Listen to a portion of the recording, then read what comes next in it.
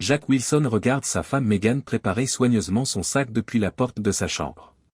À 35 ans, le professeur de physique du lycée est toujours en admiration devant la beauté de Megan, ses cheveux au burn accrochent le soleil matinal et ses yeux verts brillent d'enthousiasme.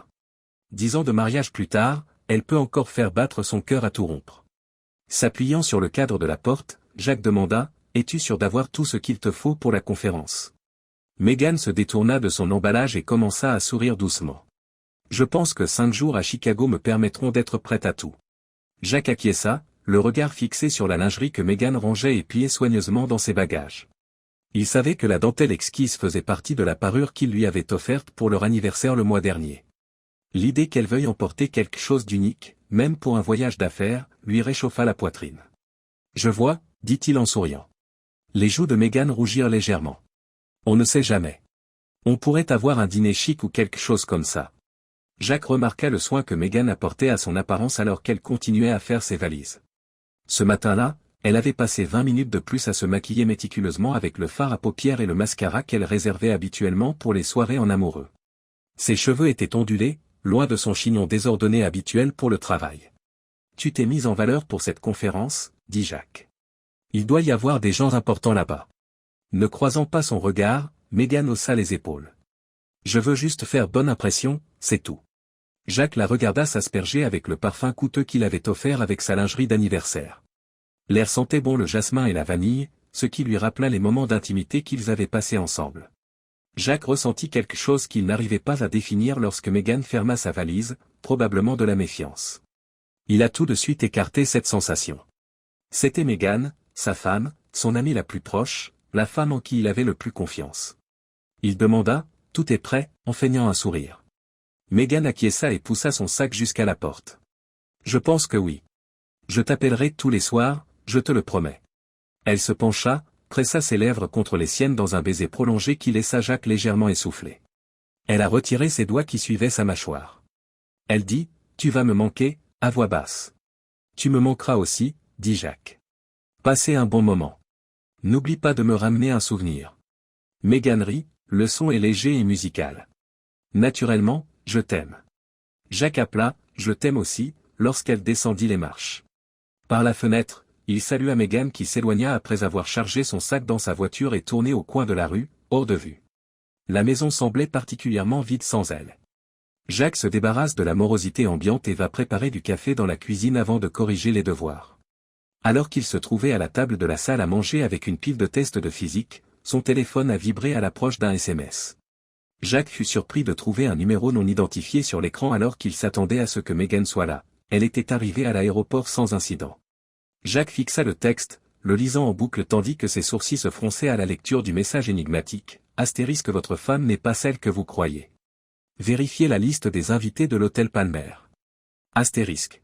Bien que la journée de printemps soit agréable, un frisson lui parcourt l'échine. Qui lui transmettait ce genre de travail, et pourquoi? Sa première réaction fut d'oublier qu'il l'avait vu et de l'effacer. Il devait s'agir d'un canular ou d'une fraude, mais une incertitude persistante s'insinuait au fond de son esprit, murmurant peut-être, juste peut-être, qu'il y avait quelque chose là-dedans. Jack posa son téléphone, essayant de se concentrer sur la notation, mais il ne pouvait pas ignorer les mots du texte qui lui passaient par la tête. Il a jeté les examens de côté avec un soupir de frustration après avoir lu la même question 3 fois sans l'assimiler. « C'est ridicule », se dit-il. Je me fie totalement à Megan. Jack, pourtant, s'est surpris à prendre son ordinateur portable au moment même où il prononçait ces mots. Une simple vérification ne ferait pas de mal, n'est-ce pas? Ensuite, il pourrait mettre tout cela derrière lui et reprendre son travail en toute bonne conscience. Il consulte le site internet de l'hôtel Palmer à Chicago et passe en revue les détails concernant les salles de conférence. Jack remplit un formulaire demandant, du bout de ses doigts légèrement tremblants, de confirmer les inscriptions à l'événement, nom de la conférence, sommet des éducateurs de Chicago. Participant, Megan Wilson astérisque. Le cœur battant, il a appuyé sur « Envoyer » et a attendu. Jack pensait que l'oxygène avait été retiré de ses poumons lorsque les résultats se sont affichés. Astérisque personne ne s'est présenté qui corresponde à votre recherche. Jack s'est écrié à voix haute, ce n'est pas possible, comme si le fait de prononcer ces mots allait les rendre exacts. Il essaya encore une fois, en révisant attentivement son orthographe. Toujours rien. Jack ouvrit leur agenda numérique commun sur son téléphone avec une gêne croissante. Jacques lut que la conférence de Meghan était clairement indiquée pour les 5 jours suivants, mais il y avait quelque chose de plus sous la liste des conférences intitulée * projet spécial d'AEM *. Son estomac se noua. Jacques sentit les initiales lui revenir en mémoire. Le déclic s'est produit tout d'un coup. Le nouveau professeur d'éducation physique avec lequel Meghan passait beaucoup de temps ces derniers temps, Adam Reeves. Il travaillait sur une sorte de programme d'art et de fitness pour l'établissement. Jacques se renverse sur sa chaise, la tête lui tourne. Meghan restait tard à l'école plusieurs soirs par semaine, sous prétexte qu'elle corrigeait des projets, les nouveaux vêtements qu'elle avait achetés récemment, des robes et des chemisiers bien ajustés que Jacques avait admirés mais qu'il trouvait un peu déplacés pour sa femme habituellement décontractée, la façon dont elle était devenue plus protectrice à l'égard de son téléphone, éloignant l'écran lorsqu'elle envoyait des textos. Il repensa aux derniers mois, aux petits détails qu'il avait négligés et qui prenaient soudain une nouvelle importance. Jacques secoue vivement la tête et répond fermement « Non. Je laisse libre cours à mon imagination, tout cela doit avoir une explication logique. » Mais l'incertitude s'était emparée de lui et avait entortillé des vrilles de méfiance dans son cerveau. Jacques se rendit presque malgré lui au bureau de Meghan. Il se rappela qu'il cherchait simplement le programme de la conférence. Elle en avait certainement laissé une copie quelque part. En fouillant les papiers sur son bureau, il ne trouva que des dessins d'élèves et des idées de cours. Les résultats obtenus en ouvrant les tiroirs étaient similaires. Jacques était prêt à abandonner lorsqu'il aperçut un volumineux manuel d'art sur la bibliothèque, dont un bout de papier dépassait à peine. Le cœur battant, il a pris le livre sur l'étagère et l'a ouvert pour voir une note pliée flottant sur le sol. Jacques ouvrit le papier avec des mains tremblantes et identifia instantanément le gribouillage négligé d'Adam, *, j'ai hâte d'être à notre escapade spéciale. Tu es ma muse et ma passion. Les yeux de Jacques se remplissent de larmes, tant les mots sont flous. Le monde s'écroulant autour de lui, il s'effondre sur le sol en tenant la note accablante. Comment Meghan avait-elle pu accomplir cela? 10 ans de mariage et de construction d'une vie commune, et elle avait tout gâché. Et dans quel but? Une aventure avec un nouveau professeur charmant? Submergé par le choc et le désespoir, Jacques ne sait pas combien de temps il est resté assis là. Le premier raz-de-marée de passion s'est finalement estompé suffisamment pour qu'il puisse à nouveau réfléchir de manière relativement sensée. Il exigea plus de données. Il devait être vraiment sûr de lui avant d'affronter Meghan. Jacques s'essuya les yeux, puis retourna à son ordinateur portable et sortit les pages du réseau social d'Adam. Son cœur se serra lorsqu'il remarqua une mise à jour de statut datant d'hier, * en route pour des vacances réparatrices à la plage. Il est temps de se détendre et de découvrir de nouvelles inspirations. Diez Oceana Resort *. L'Oceana était un hôtel de luxe situé à environ 3 heures de route de leur petite ville. Jacques avait toujours voulu emmener Meghan pour un week-end romantique, mais avec leur salaire d'enseignant, il n'avait jamais pu se le permettre. Adam devait avoir plus d'argent, ou peut-être partageait-il le coût de leurs rencontres illégales. Jacques regarda rapidement et vit que la femme d'Adam, Emily, avait écrit pour rendre visite à sa mère malade en dehors de l'État pour la semaine. Les pièces s'assemblaient avec une clarté terrible. Jacques décroche son téléphone et sa main tremble. Il voulait que quelqu'un le guide dans ce rêve et l'aide à choisir ce qu'il allait faire. Il appelait un numéro familier sans y penser consciemment. « Jacques, comment ça va ?» La voix de Sarah Chen était amicale et inquiète. Sarah, une ancienne élève, était douée pour lire les gens, elle pouvait dire que quelque chose n'allait pas rien qu'à sa voix. Elle était également une amie proche. Jacques réussit, la voix tremblante, à dire « Sarah, j'ai besoin de ton aide. Peux-tu venir me voir ?» Sarah a attendu un instant avant de répondre « Bien sûr, je serai là dans 10 minutes. » Comme promis, Sarah arriva peu après avoir permis à Jacques d'accéder à la maison grâce à un double de la clé qu'il lui avait donnée il y a des années. Elle le découvrit assis à la table de la salle à manger, fixant d'un regard vide les preuves de la trahison de Meghan. L'esprit d'enquêtrice de Sarah s'imprègne rapidement de la vue et rassemble les faits. Elle s'assoit en face de Jacques et lui tend la main. « Racontez-moi tout », lui dit-elle doucement. Et Jacques s'exécuta, sa voix vide racontant les événements de la matinée. Sarah l'écouta sans l'interrompre, son visage devenant de plus en plus troublé. Sarah resta longtemps silencieuse après que Jacques eut terminé son discours. Enfin, elle inspira profondément et dit « Jacques, je suis vraiment désolé, mais je dois te dire quelque chose. Cela fait des semaines que je me doute de ce qui se passe. » La tête de Jacques tressaillit, le choc et la douleur se lisant sur son visage. « Pourquoi n'as-tu rien dit? Pourquoi n'as-tu rien dit ?» Sarah leva les mains pour le rassurer. « J'ai vu Meghan et Adam dans ce qui ressemblait à une conversation intime dans un café local il y a quelque temps, mais je me suis dit que j'en faisais trop. Ils travaillent ensemble, après tout. Je ne voulais pas causer des problèmes dans votre mariage pour ce qui n'était peut-être rien. Jacques acquiesça lentement, ses yeux perdant leur douleur. Il comprenait que Sarah ne lui aurait jamais caché quelque chose comme ça sans raison. Perdu, il demanda, « Alors, qu'est-ce qu'on fait maintenant ?» Les yeux de Sarah s'illuminèrent d'une volonté. « Maintenant, nous le confirmons sans l'ombre d'un doute. J'ai quelques ressources au travail qui peuvent nous aider à localiser le téléphone de Meghan. Si elle se trouve effectivement à l'Oceana Resort avec Adam, nous en aurons la certitude. » Jacques hésita, mal à l'aise à l'idée de violer de manière aussi flagrante la vie privée de Meghan, mais le souvenir qu'il avait d'elle aiguisa sa volonté. Il acquiesça à la demande de Sarah. Sarah n'avait besoin que de quelques minutes pour extraire les données de sa tablette. Elle tourna l'écran de manière à ce que Jacques puisse voir clairement la position de Meghan à l'Oceania Resort, marquée par un point clignotant. Jacques dit, la voix vide, et maintenant. Sarah fixa fermement son attention.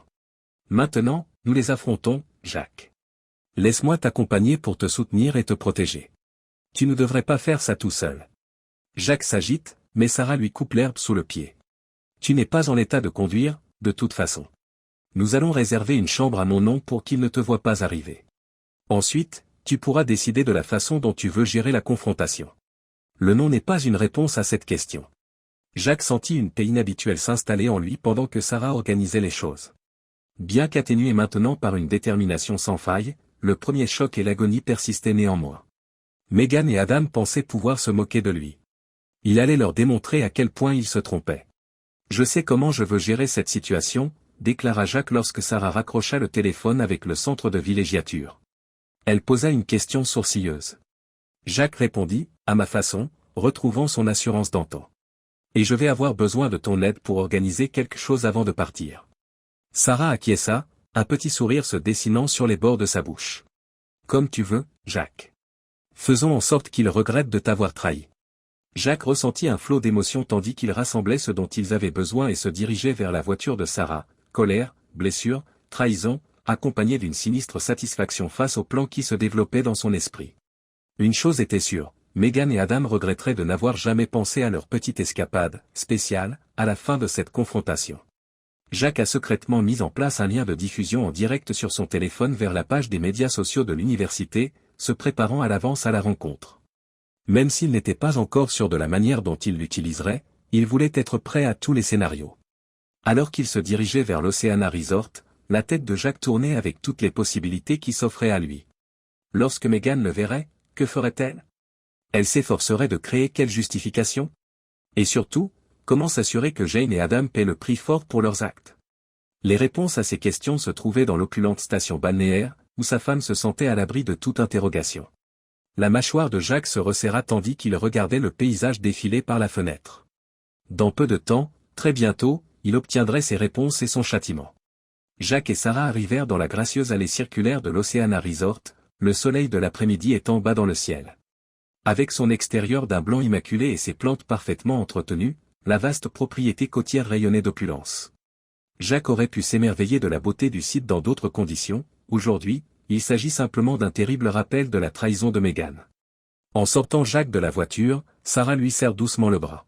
« N'oublie pas, murmura-t-elle, que nous ne sommes qu'un couple normal venu passer un week-end de détente.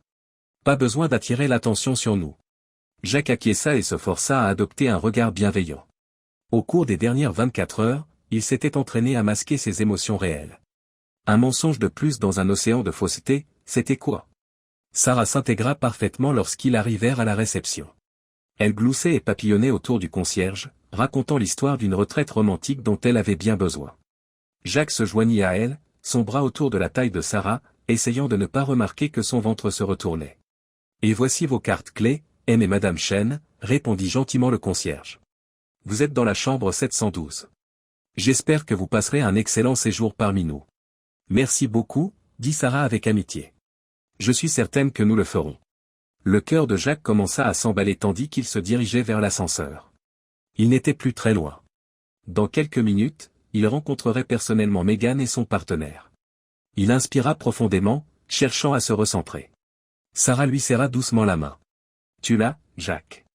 Je suis ici avec toi. » Ils débouchèrent sur le 7e étage lorsque l'ascenseur sonna. Ils se dirigèrent vers le couloir, la moquette douce masquant leurs pas. Le regard de Jacques passait d'une porte à l'autre à la recherche de la chambre 714, où il savait que Meghan et Adam logeaient. Jacques s'arrêta alors qu'ils se dirigeaient vers leur propre chambre. Des voix qu'il ne connaissait que trop bien s'élevaient de la chambre d'à accent grave côté. Oh, Adam, le ricanement balbutiant de Meghan transperce le cœur de Jacques.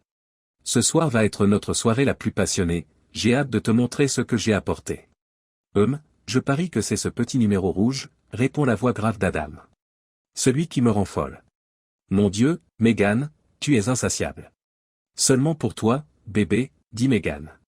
Le pauvre Jacques n'a aucune idée de ce qu'il rate. Parfois, je n'arrive pas à croire à quel point il est aveugle. À ces mots, Jacques est pris d'une colère noire. Comment ose-t-il le dénigrer de la sorte? Luttant contre le besoin d'exploser dans leur chambre à ce moment précis, ses mains se refermèrent en poing le long de son corps. Sarah posa une légère pression sur son épaule. On s'en tient au plan, dit-elle doucement. Nous les aurions déjà abattus à l'heure qu'il est. Jacques acquiesça par à-coups, laissant Sarah le conduire dans leur chambre. Pendant que Sarah installait rapidement son matériel d'enregistrement, il marchait de long en large, orientant une petite caméra pour filmer le couloir et la porte de la chambre de Meghan et d'Adam. D'accord, répondit Sarah en vérifiant 2 fois l'angle de prise de vue. Nous sommes prêts. Comment voulez-vous vous y prendre? Jacques inspira profondément, inclina les épaules. Je veux frapper à leur porte. Quand Meghan répondra, tu devras commencer à filmer avec ton téléphone pour que ce ne soit pas évident. Sarah acquiesce et sort son téléphone portable. C'est fait. Es-tu prêt pour ça?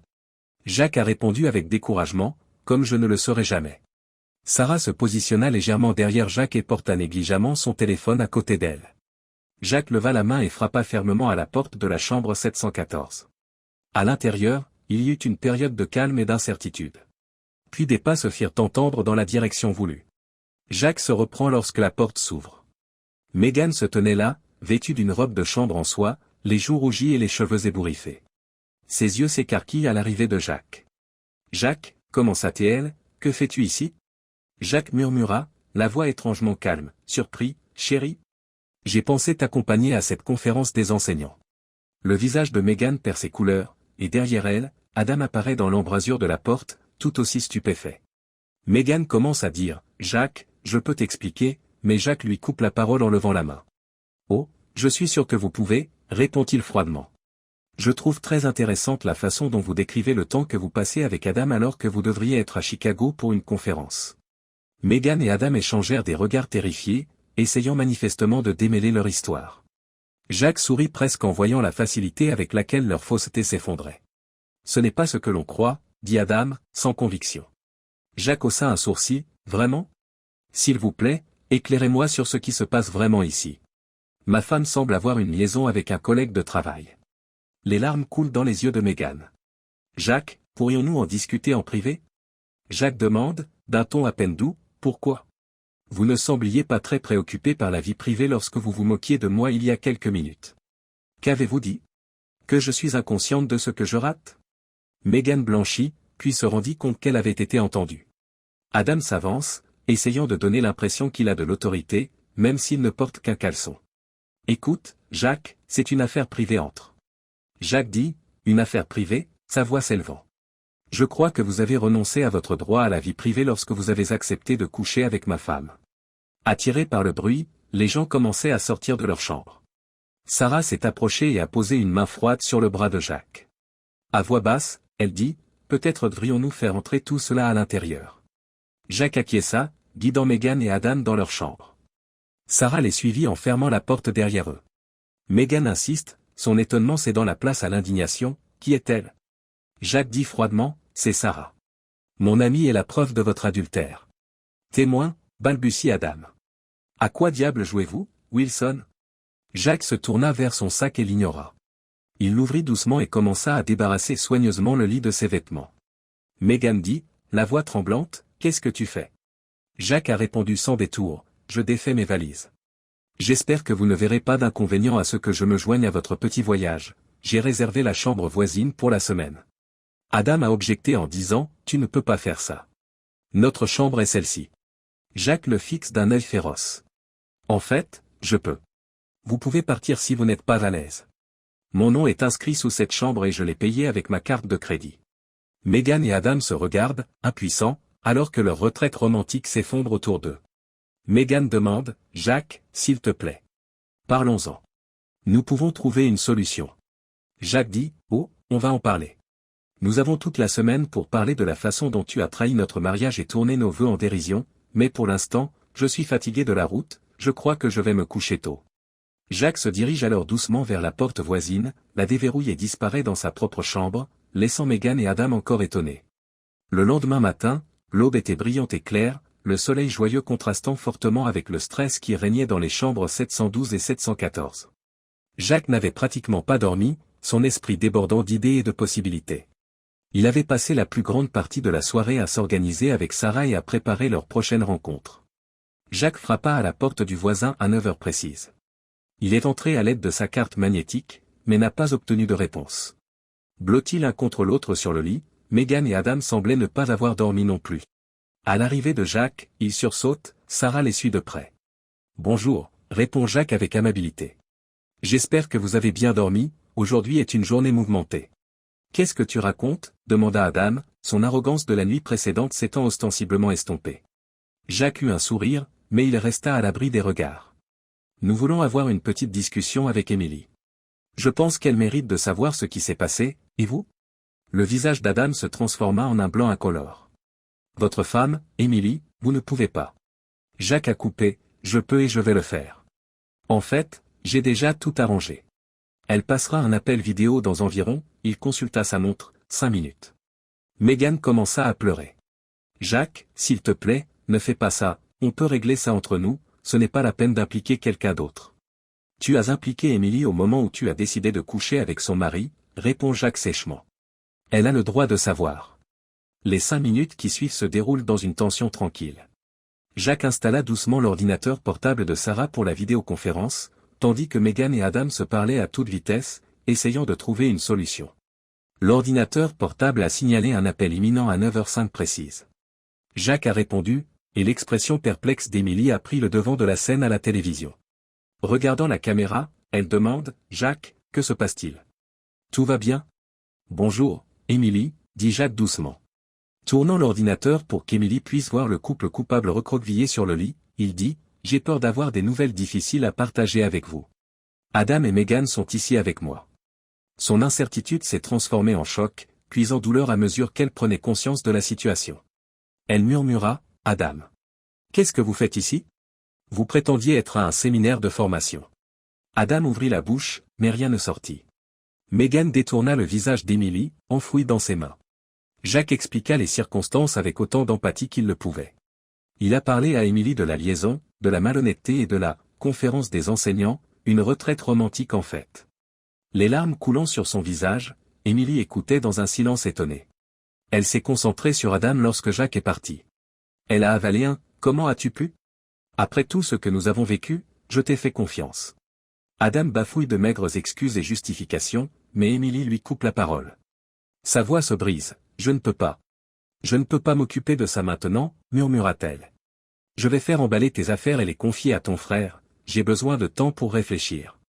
Adam, ne t'embête pas à rentrer à la maison. » Elle coupa ensuite le téléphone, laissant un silence épais dans son sillage. Jacques a fermé l'ordinateur portable et s'est tourné vers Adam et Meghan. Il leur répond doucement, « J'espère que vous êtes tous les deux fiers de vous. Vous avez non seulement ruiné notre mariage, mais aussi fait du mal à des innocents dans le cours des choses. » Meghan lève les yeux, rouge et gonflée. Elle demande instamment, « Jacques, s'il te plaît. Ne le dites à personne à l'école, nous perdrons nos emplois, nos réputations seront détruites. » Adam acquiesce rapidement. « Nous ferons tout ce que vous voudrez. Mais évitez de nous montrer au travail. » Jacques semble réfléchir un moment. Il finit par hocher lentement la tête. « D'accord, dit-il. Je ne dirai rien à l'école, mais en échange, je veux que vous signiez tous les deux des notes d'aveu reconnaissant l'affaire. Il est juste que j'ai une certaine assurance. » Meghan et Adam acceptent rapidement, soulagés de cette apparente percée. Sarah fournit les remarques toutes faites, et ils signent sans hésiter. Meghan répond, « Merci, Jacques, avec une lueur d'optimisme dans les yeux. Je sais qu'on peut s'en sortir d'une façon ou d'une autre. » Jacques répond par la négative. Il quitte la pièce après avoir recueilli les déclarations signées, Sarah le suivant de près. Ce soir-là, Jacques proposa qu'ils dînent tous au restaurant principal de la station. Bien que Jacques pense que ce serait une excellente occasion de parler de leur avenir, Meghan et Adam sont réticents. Le restaurant est bondé d'aspirants en train de déguster leur repas. Jacques, Meghan, Adam et Sarah ont été placés à une table près du milieu, dans un silence gênant. Jacques sortit paresseusement son téléphone pendant que le serveur prenait leur commande de boisson. « Cela ne te dérange pas si je vérifie mes messages, n'est-ce pas ?» demanda-t-il innocemment. « Je veux m'assurer que tout est en ordre à la maison. » Meghan et Adam hochèrent la tête, le soulagement se lisant clairement sur leurs traits à la vue de la baisse de tension. Jacques pianota brièvement sur son téléphone, puis le posa sur la table, écran allumé. Jacques avait récemment activé la diffusion en direct sur la page des médias sociaux de l'université, ce que Meghan et Adam ignoraient. Des centaines d'étudiants, de parents et de professeurs regardaient maintenant la caméra du téléphone diffuser leur conversation. Jacques dit, sa voix étant clairement audible dans le restaurant animé. « Discutons de la liaison que vous avez choisie. Depuis combien de temps dure-t-elle » Meghan s'étouffe presque avec son eau. Elle grogna, Jacques, en disant, « Pas ici. » « Pourquoi pas ?» demande Jacques, d'une voix encore calme mais suffisamment forte pour attirer l'attention des convives. « N'es-tu pas d'accord qu'il est temps de tout révéler au grand jour ?» Adam se pencha en avant, cramoisi par l'embarras et la colère. « Wilson, je vous préviens. Alertez-moi. » Jacques s'interrompt. « C'est riche, venant de l'homme qui couche avec ma femme. Dites-moi, Adam, ce que l'on ressent lorsqu'on trahit non seulement sa propre femme, mais aussi un collègue. » Les personnes assises à proximité regardent fixement. Tandis qu'Adam semble s'enfoncer dans le sol, Meghan se cache le visage dans les mains. « S'il te plaît, Jacques, supplie Meghan. Nous nous sommes excusés. Nous avons garanti que nous allions arrêter. Que attendez-vous d'autre de nous ?» Jacques se renfonça dans son fauteuil, un petit sourire satisfait se dessinant au coin de sa bouche. « Meghan, je cherche la vérité. Je veux que tu admettes, ici et maintenant, ce que tu as fait. » « Très bien, » dit Meghan, des larmes coulant sur sa joue. « Nous avons eu une liaison, oui. En effet, nous nous sommes trompés l'un l'autre à propos de la conférence pour pouvoir venir ici ensemble. En ce moment, êtes-vous heureux ?» Extatique, dit Jacques d'un ton sec. « Et en ce qui vous concerne, Adam ? Voulez-vous ajouter quelque chose ?» La bouche fermée, Adam lance un regard noir à Jacques. Il dit en grognant, « C'est du chantage. » Jacques l'a corrigé d'un « non. C'est une répercussion. Vous avez pris des décisions, et maintenant vous devez faire face aux conséquences de ces décisions. » Le téléphone de Meghan a commencé à sonner sans arrêt pendant que Jacques parlait. Elle l'a sorti, son visage est devenu blanc lorsqu'elle a vu le déluge d'alerte. Elle dit doucement, « Oh mon Dieu. Jacques, qu'as-tu donc fait ?» Jacques a sorti son propre téléphone et a mis fin à la diffusion en direct. « J'ai fait exactement ce que j'avais conseillé, » répond-il froidement. « J'ai gardé votre liaison secrète pour tout le monde à l'école.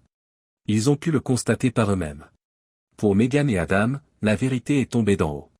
Les messages des parents, des élèves et des collègues explosaient sur leur téléphone. En quelques minutes, la diffusion en direct est devenue virale et s'est répandue comme une traînée de poudre dans la communauté universitaire. Adam bafouille, son visage est un masque de colère et de terreur. « Tu as promis, » dit-il. Jacques l'a corrigé en disant, « J'ai promis que je ne dirai rien. » Et il n'a rien dit. C'est vous qui avez parlé entre vous. Bien que le mal soit fait, Meghan et Adam se sont empressés de limiter les dégâts, en envoyant des messages et en téléphonant furieusement. Leur liaison, leurs mensonges, leur trahison, tout cela était désormais accessible à tous. Jacques regarda leur entourage s'effondrer tout en buvant froidement son eau. Sarah lui posa la main sur le bras, en signe d'encouragement muet. Jacques se leva et déclara, « Je crois que j'ai perdu l'appétit. Mangez. Et ne vous inquiétez pas pour l'addition. Je l'ai sur moi. Voyez cela comme un cadeau d'adieu pour les 10 ans de mariage. » Jacques et Sarah quittent alors le restaurant, laissant Meghan et Adam se débrouiller avec leurs actes. La station est tendue, tout comme le lendemain matin. La nouvelle de l'incident avait fait le tour de l'université et du quartier. En évitant le contact visuel avec les autres clients et en jetant un coup d'œil à chaque ping de leur téléphone, Meghan et Adam étaient des parias. Jacques, quant à lui, gardait son sang-froid sous la pression. Il a passé la soirée à répondre aux appels et aux SMS d'amis et de collègues inquiets, expliquant gentiment et raisonnablement sa version de l'histoire. Alors que Sarah et lui prenaient leur petit déjeuner sur le balcon, Meghan s'est approchée, les yeux rouges et gonflés par les sanglots. « Comment as-tu pu me traiter de la sorte ?» demanda-t-elle d'une voix tendue. « Tu as tout détruit. » Jacques pose sa tasse de café et fixe Meghan. « Meghan, je n'ai rien détruit. Quand tu as choisi de tourner le dos à notre mariage, tu l'as fait toute seule. » Le visage de Meghan se tordit de désespoir et de rage. Tu ne comprends pas. Je me suis senti déçu. Adam m'a redonné le goût de vivre. Tu étais constamment très concentré sur ton travail, tes élèves. Jacques l'interrompit, son sang-froid se brisant légèrement. Ne t'avise pas d'essayer de me mettre ça sur le dos? Tu aurais dû m'en parler si tu étais malheureux. Nous aurions pu nous concentrer sur notre mariage. Au lieu de cela, tu as décidé de me tromper, de me faire passer pour une idiote. Se levant, Sarah tendit une main vers l'épaule de Jacques. Elle murmura doucement, « Je crois que je vais vous laisser un peu d'intimité », et se détourna vers l'intérieur de la pièce. Le regard de Megan suivit Sarah, une pointe de jalousie apparaissant. « Est-ce la raison pour laquelle tu as entrepris cela? Tu couches sûrement avec elle. Tout ceci n'est qu'un châtiment. » Jacques rit, mais son rire n'a rien de comique. « Tu manques vraiment de compréhension, n'est-ce pas? Une de mes amies s'appelle Sarah. Elle m'a aidé à réaliser votre voyage de rêve. Contrairement à vous, certaines personnes comprennent vraiment l'idée de loyauté. » Megan affaissa les épaules, le combat s'épuisant en elle. « Jacques, que se passe-t-il en ce moment? Notre plan d'action, c'est quoi? » « Nous, répète Jacques en haussant les sourcils. « Megan, il n'y a pas de « nous » de nos jours. C'est toi qui as choisi. Tu peux commencer à vivre avec maintenant. » Adam apparut derrière Megan, le visage pâle, comme s'il s'agissait d'un signal. « Nous devons parler, » ajouta-t-il précipitamment. La semaine prochaine, le conseil d'administration de l'école convoque une réunion d'urgence.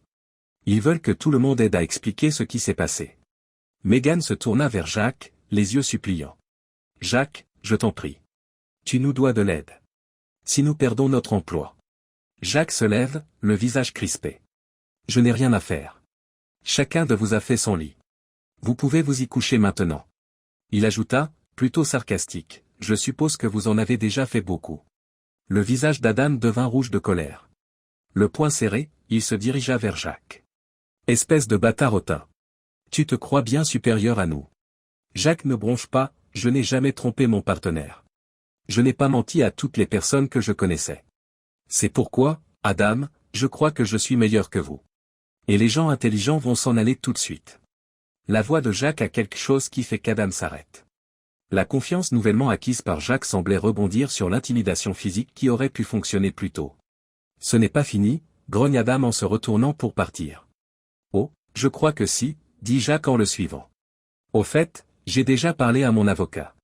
Au sujet des procédures de divorce, il vous contactera tous les deux. » Megan sursaute. « Le divorce, Jacques, nous pouvons arranger les choses. S'il vous plaît, donnez-moi une autre chance. » Jacques secoue la tête. « Megan, il y a moins d'opportunités maintenant. Pour une aventure, tu as gâché 10 ans de mariage. J'ai droit à mieux que cela. Je mérite quelqu'un sur qui je peux compter. » Les larmes aux yeux, Megan essaie une dernière fois. « Et nos collègues, tous nos amis? Ils se rangeront du côté de différentes personnes. Ce sera un vrai désordre. » « Je ne suis pas inquiet, » dit Jacques froidement. « Tout au long de ce processus, j'ai été honnête et ouvert. Vous verrez, je crois, que l'intégrité permet d'aller loin. » Le téléphone de Jacques bourdonne d'un message entrant, comme s'il essayait de valider son affirmation. Il le regarda, un petit sourire se dessinant sur sa bouche. C'était Karen, de l'association des parents d'élèves. Elle prépare une manifestation pour me soutenir. Apparemment, beaucoup de parents apprécient la façon dont j'ai géré cette affaire. Ils me considèrent comme un modèle moral. Le visage de Megan se plisse. Tout cela allait si mal. Elle n'avait jamais imaginé que sa liaison exploserait de la sorte. Elle aurait enfin coupé les ponts avec Adam, et Jacques n'en aurait rien su dans son esprit. Maintenant, c'est toute son existence qui se désagrège. Jacques murmura doucement, « Je pense que tu devrais y aller. Sarah et moi avons des projets pour la journée, je suis sûr qu'Adam et toi avez beaucoup de choses à vous dire. » Megan se retourna pour s'éloigner, vaincue. Elle s'arrêta à la porte, regardant Jacques avec des yeux pleins de larmes. « Tu sais, je t'adore. Je n'ai jamais voulu te traiter de cette façon. » Jacques la regarda, son expression mêlant angoisse et détermination. « Tu ne l'aurais pas fait si tu aimais Megan. L'amour est une décision, pas seulement une émotion. Chaque jour, dans les bons comme dans les mauvais moments, tu choisis ton compagnon. Vous avez choisi Adam. Tu dois maintenant vivre avec cette décision. » Megan secoua les épaules en sanglotant avant de sortir, et Sarah sortit de la pièce. L'air préoccupé, elle s'approcha de Jacques. « Tu vas bien ?» demanda-t-elle doucement. Jacques inspira profondément et contempla le panorama océanique à couper le souffle que les événements des jours précédents semblaient soudain contaminer. Il dit, non, puis, mais ça ira. Sarah lui a serré la main pour l'encourager. Jacques, tu as réussi cela avec brio. Je suis contente de toi. Jacques esquisse un petit sourire. Merci, Sarah. Sans toi, je n'y serais pas arrivé. Jacques a ressenti une gamme inhabituelle de sentiments alors qu'il se tenait là, à regarder l'horizon. Il y avait certes de la douleur et de la rage, mais aussi un sentiment de libération et d'opportunité. Pour la première fois depuis qu'il a appris la trahison de Meghan, il se laisse aller à envisager l'avenir. Ce ne sera pas simple. Les jours difficiles à venir seraient la réunion du conseil d'administration de l'école, la procédure de divorce, les discussions naturelles et les conjectures. Jacques savait cependant qu'il ferait face à tout cela avec la même force d'âme et la même intégrité morale dont il avait fait preuve ici. Meghan et Adam avaient pris une décision. Jacques devait maintenant prendre ses décisions, il décida d'aller de l'avant, de reconstruire sa vie selon ses propres termes. Jacques perçoit un peu d'espoir alors que le soleil s'élève dans les cieux. C'était un nouveau départ, pas la fin. Bien qu'une semaine se soit écoulée depuis l'incident mortel survenu à l'Oceania Resort, les habitants de Millbrook ont eu l'impression qu'il s'agissait d'une éternité. Les chuchotements dans les allées des magasins d'alimentation, les discussions enflammées autour d'un café dans le quartier, abondent dans cette petite ville de 15 000 habitants. La controverse entre deux professeurs du lycée de Millbrook s'est répandue comme une traînée de poudre, touchant tout le monde. Jack Wilson, le mari malheureux qui avait révélé l'adultère de sa femme lors d'une retransmission dramatique en direct, considéré par la suite comme le folklore local, était au cœur de l'affaire. Jacques se remémore le tourbillon de la semaine écoulée en se rendant à la conférence d'urgence du conseil d'administration de l'école. Le parking plein du siège du district scolaire de Millbrook démontrait amplement l'importance de la réunion. Jacques aperçut la voiture de Meghan et sentit un picotement dans sa poitrine, un mélange de douleur, de colère et de quelque chose d'autre qu'il n'arrivait pas à définir. Il inspira profondément, se préparant à ce qui l'attendait à l'intérieur. On pouvait clairement sentir la tension. Les chaises supplémentaires apportées pour faire face au rassemblement donnaient l'impression que la salle de réunion, habituellement grande, était petite. Jacques fit un léger signe de tête à quelques personnes connues en s'approchant de son siège. Il vit Meghan et Adam assis aussi loin l'un de l'autre que possible, tous deux pâles et abattus.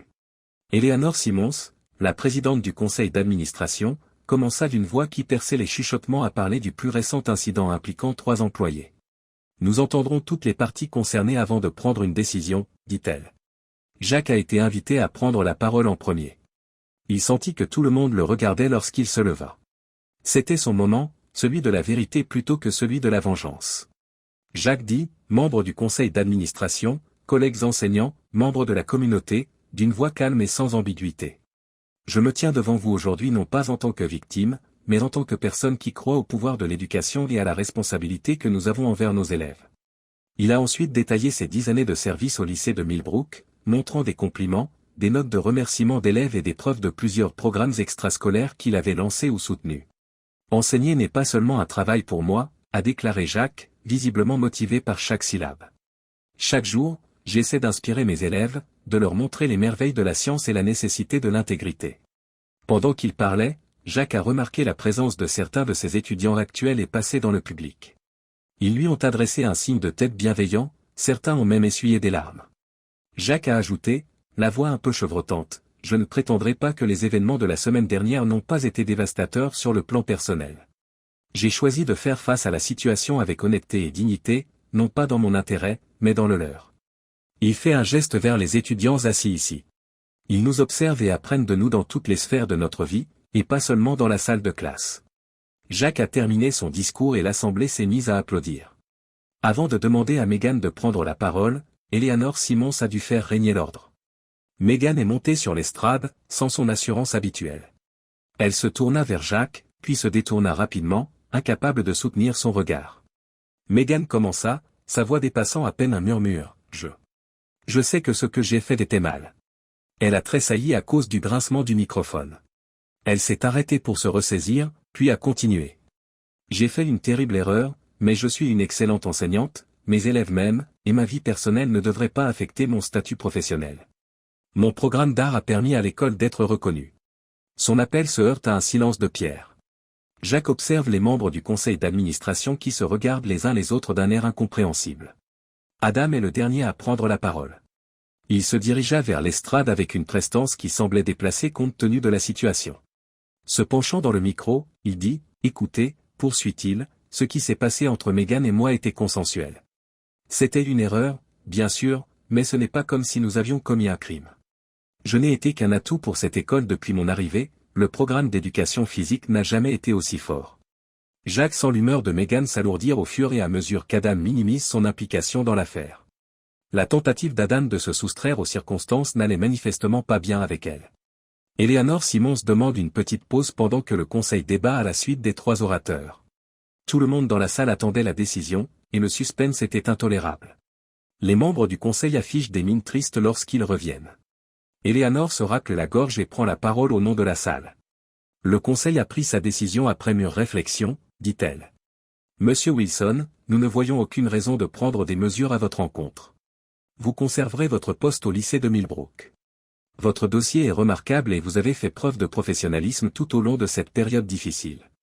Soudain calmé par la main levée d'Eleanor, des applaudissements dispersés ont commencé. Quant à Madame Wilson et Monsieur Reeves, dit-elle, le ton nettement plus froid, vos actions ont jeté le discrédit sur cette institution et violé la confiance placée en vous en tant qu'éducateur. Vous êtes tous deux placés en congé administratif avec effet immédiat, dans l'attente d'une enquête plus approfondie. Il est probable que vous serez transférés dans des districts différents une fois que cette affaire sera entièrement résolue. L'espace s'est transformé en un chœur de voix.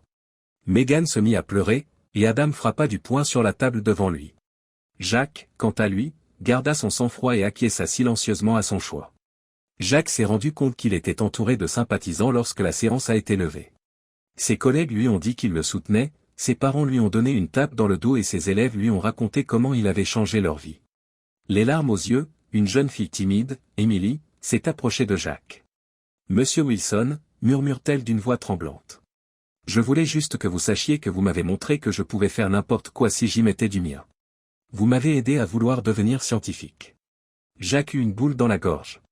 Il comprit que c'était la raison pour laquelle il avait commencé à enseigner, non pas pour obtenir des récompenses ou des éloges, mais pour ce genre d'événement. En quittant l'établissement, Jacques a vu un groupe de parents blottis les uns contre les autres et discutant avec animation. Il a entendu des bribes de leur discussion, quelque chose à propos de l'organisation d'une manifestation en sa faveur. Jacques se trouvait au milieu d'un tsunami de l'opinion publique, mais contrairement aux murmures scandaleux qui avaient accompagné la première révélation de l'affaire, la conversation était maintenant très largement positive. Jacques a été mis en avant dans le journal du quartier pour son respect de l'éducation et sa gestion élégante de la situation. Selon l'article, il était un modèle pour la communauté, quelqu'un qui avait surmonté les difficultés avec honnêteté et élégance. Quelques jours après la réunion du conseil d'administration, alors qu'il se rendait au travail, Jacques a été choqué de voir un rassemblement à l'extérieur du lycée Millbrook. Des pancartes portant des messages tels que « Nous soutenons Monsieur Wilson » et « L'intégrité compte » étaient portés par des parents, des élèves et des membres de la communauté. Jacques a été abordé par la présidente de l'association des parents d'élèves, Karen Thompson, qui lui a adressé un large sourire. « Nous voulions vous dire à quel point nous vous apprécions, Jacques, a-t-elle poursuivi en désignant l'assemblée. Vous avez enseigné à nos enfants bien plus que la physique. Vous leur avez montré ce qu'est un vrai caractère. » Alors que Jacques se déplaçait dans la foule en serrant des mains et en absorbant des mots d'encouragement, le soutien l'a submergé. Depuis sa voiture, de l'autre côté de la rue, il aperçoit Meghan qui l'observe. Leurs regards se sont croisés pendant une fraction de seconde avant qu'elle ne s'éloigne précipitamment. Le contraste de leurs circonstances n'aurait pas pu être plus extrême. Jacques était honoré, Meghan et Adam étaient des parafaits sociaux. Ils étaient délibérément exclus des événements communautaires, recevaient un traitement glacial à l'épicerie et entendaient des chuchotements discrets partout où ils allaient. C'est surtout Meghan qui semble être aux prises avec les conséquences de cette situation. Jacques a appris par la rumeur qu'elle avait essayé de faire du bénévolat au centre artistique du quartier pour tenter de regagner le soutien de la communauté, mais ses efforts ont été accueillis par des refus courtois et un mépris à peine voilé. Adam, quant à lui, semble gérer l'affaire avec moins d'élégance. Jacques a entendu des enfants raconter que M. Reeves était devenu hargneux et agité au cours des derniers jours qui ont précédé le début de son congé administratif. Des rumeurs circulaient sur le fait qu'il s'était battu avec un parent d'élève au café du quartier. Jacques, quant à lui, s'est plongé dans sa tâche avec un nouvel enthousiasme.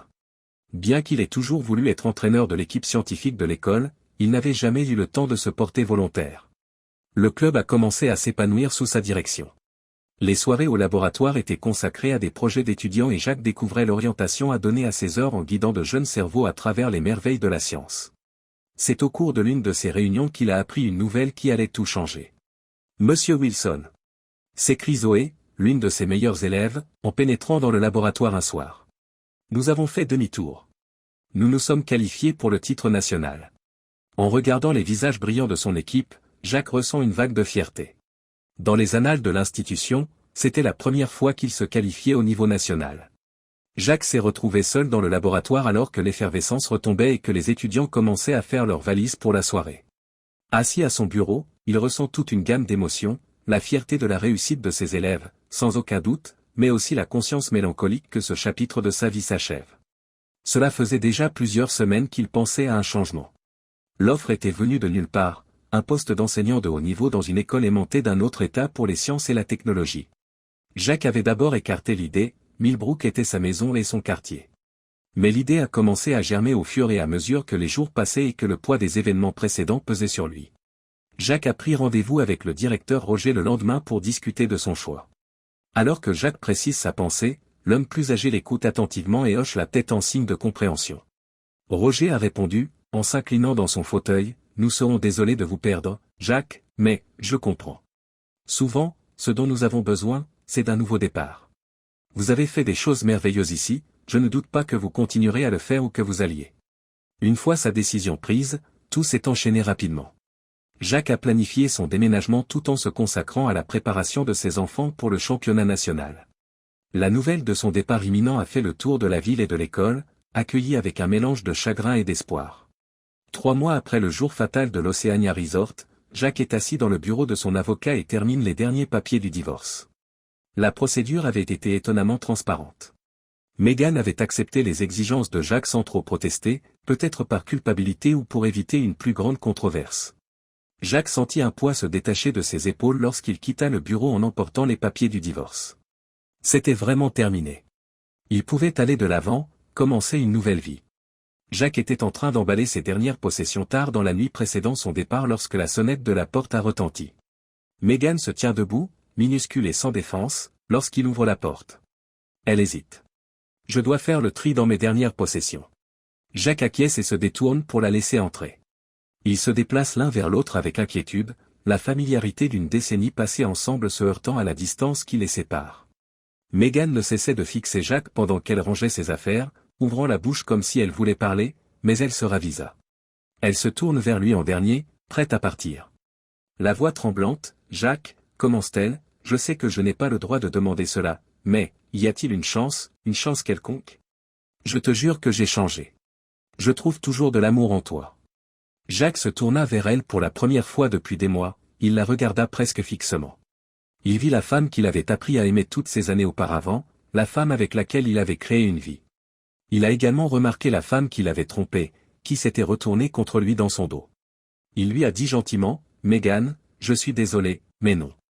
Une fois rompue, la confiance ne peut être reconstruite. Pas pour moi, surtout pas. Pas dans cette circonstance particulière. » Meghan acquiesce, comprenant son choix, même si des larmes montent à ses yeux. Jacques l'arrête alors qu'elle se tourne vers la sortie. « Attendez, » murmure-t-il en attrapant une enveloppe posée sur la table adjacente. « J'ai écrit ceci pour que vous l'examiniez. Cela pourrait nous aider tous les deux à tourner la page. » Meghan saisit la lettre d'une main tremblante. « Merci, Jacques, » dit-elle en chuchotant. « Pour tout. » Jacques sent qu'un chapitre de sa vie se referme lorsqu'elle se détourne, « Désolé pour ce que je t'ai fait. » Prêt à affronter ce qui l'attendait, il se remit à faire ses bagages. Le lendemain matin est arrivé, brillant et sans ambiguïté. Jacques se tenait sur le porche de sa maison, savourant une fois de plus les vues familières de son quartier. Sa voiture est prête pour le long voyage vers sa nouvelle maison. Il entendit de l'agitation dans la rue alors qu'il s'apprêtait à partir. Il fut surpris de voir ses élèves, sous la direction de l'équipe scientifique, ainsi que quelques-uns de ses collègues et des membres de la communauté s'approcher. Beaucoup portaient des pancartes lui souhaitant bonne chance et se sont rassemblés devant sa maison. L'équipe scientifique lui a remis un album contenant des photos et des notes. Les uns après les autres, ses collègues se sont levés pour raconter comment Jacques avait changé leur vie ou les avait motivés. Jacques a ressenti une vague de sentiments en regardant les visages des personnes avec lesquelles il avait passé tant de temps à vivre et à travailler. Enseigner, c'est toucher les gens, créer des relations, laisser une influence durable, et pas seulement dispenser des connaissances. Du coin de l'œil, Jacques aperçoit Meghan qui le fixe de loin. Leurs yeux se sont croisés momentanément, un univers de non-dit entre eux. Elle se retourna alors et laissa Jacques se concentrer sur les personnes qui le félicitaient.